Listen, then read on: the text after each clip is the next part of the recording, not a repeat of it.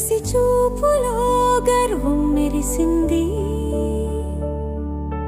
అమ్మ ఒడిలో జెండా ఊపింది వందే మాతరం మధురంగా పలికింది గాలిలో